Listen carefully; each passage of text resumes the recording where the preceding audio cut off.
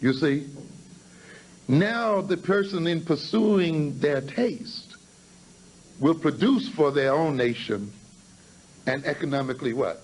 Support the nation. In other words, your money follows your interests.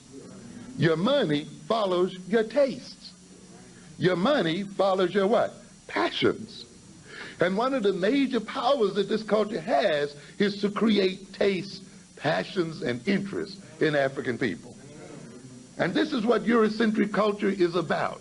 The organizing of African tastes, interests, and passions, so that in our pursuit of those interests and passions, in our attempt to satisfy them, we carry the Europeans all of our money, and we impoverish ourselves looking for the better life and the better feeling. Therefore, the Europeans have all the products for which they've created a taste in us. And then other immigrants come in and get the products under their control. And we as African people then support and feed all of them while we starve our own children.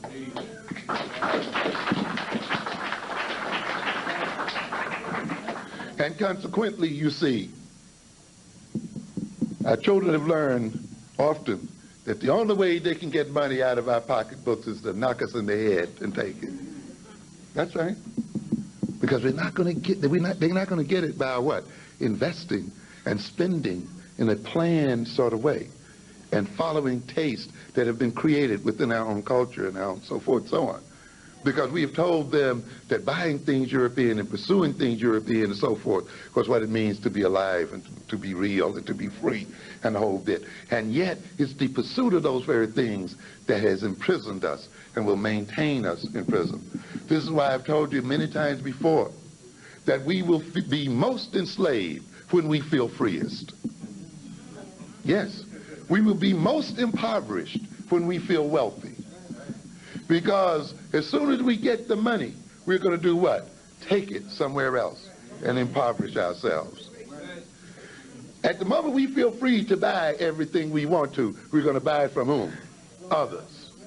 And they will use that wealth to maintain our oppression as a people, you see. So this is why we must understand here the relationship between culture and identity. We must understand that culture itself is an instrument of power. Some people criticize Elijah Muhammad for calling Islam black Muslim, or black Islam. But there's a purpose there. It's unorthodox. Islam is not a racist religion. Even though all I see are doggone Arabs hanging up there in North Africa. And I don't see any equal sharing between African Africans and Arab Africans in the heart of Islam. I don't give a hoot what you say about how universal it is. Show it to me in practice. And I don't see it in practice. And you'll learn something very clear. These Europeans and these other groups are going to lay all kind of universal bullshit on your head as a way of maintaining you in slavery. Yes. In fact, the best way to enslave a Negro is to get him universal. Yeah. I'm for all people. That means he can't be for himself. He even feels guilty about being for himself. Yeah, you tell him, look, let's act in terms of who we are. Oh, no, I'm for all people. Which means I can't commit myself to what? To anyone else. But you see, when other people have already got the scheme set up, it does, what you're for all for doesn't work for all people, though. It seems to always go to what? Particular people. Because I've said, you see, we are absolutists. You see, we believe that if we know the truth and hear the truth, that's the only thing we must believe. And I've told you before, in terms of the Christian theology here, that Africans did not come to America as Christians. I don't care how much you shout and kick over benches. You got to understand that.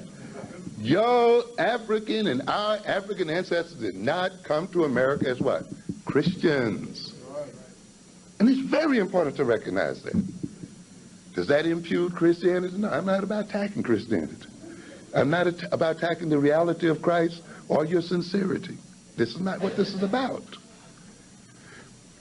You must, though, ask the question, who taught you Christianity? And why did they teach it to you? In other words, you must ask what? Functional questions. How does your teaching me this work for you? And how does it work for me? Even though what I believe you're saying is true and absolutely true, my believing it and your believing the same thing brings about what? Two different consequences. So while the principle you're teaching is universal and absolutely true, given the context in which this is operating, in the context of the fact that you have all the money and you have all the power, my believing this is going to what? Help you to do what? Maintain your money and your power and maintain my weakness. So you can't just fall for an idea simply because it's universal and absolutely true. You've got to look at it within the context in which that idea is being projected. And you got to look at it in terms of who is believing it, because the idea will generate effects based on the context in which it operates, not in and of itself. You see, and this is what has happened to black folk who've taken up other religions and had those other people say, you know, you just believe this, and this is true, this is universally true. This has nothing to do with race, and Islam is not a racist religion. That's fine when the Arabs own what? Everything. And that means then that I won't perceive the Arab as a race, right? Even though it was just by coincidence, all of his race owns everything, has everything. Then I'll be made to feel guilty for even thinking in terms of what? My race. Even though my children are going hungry, they're robbing me at night, terrorizing the community, and the whole bit, it's wrong for me to think of them as race and think in terms of them as a people and so forth, because I believe in this universal principle. And yet it is the inequality of wealth and the inequality of power and all kinds of inequalities that are what? Creating the problem. But because I am not allowed to see these inequalities in terms of race, you see, even though when we see the victims of them, the race is quite apparent, I cannot transform this situation. You got to be careful with this game, ladies and gentlemen, because this is the kind of game people run on you all the time. You see, whenever people bring you universal truths, whenever they bring you, you know, these great brotherhood ideas, you must ask yourself how believing this is going to function for you. And given your power, and given this or given this, how's it going to function for you and how's it going to function for me? These fighters went over the world talking about the invisible hand in the laissez-faire economy, you know. Or they come up with some stupidity like, we are all God's children, we're all one, we're all human. Nationalism is wrong, we shouldn't discriminate according to border. People should be able to invest wherever they feel like investing, you know. And people should take advantage of opportunities wherever they arise. Now that sounds so nice and neat, doesn't it? And it is. I have no problem with that. Except, though, you got to move beyond that. You got to look at who's saying it, and if I believe it, what's going to happen? Now, the Europeans said this because they had all the what? The money. You see? So when they convinced our people to believe in free markets and open markets and reject nationalism, we all God's children, we all one, and therefore all markets should be open for investment, regardless as to who you invest. The deal is, if they had all the money, they're going to end up owning all the land. They're going to end up owning all of the means of production with your consent, with your moral consent. You see? And then you're going to wonder if God is cursing you. If something is wrong.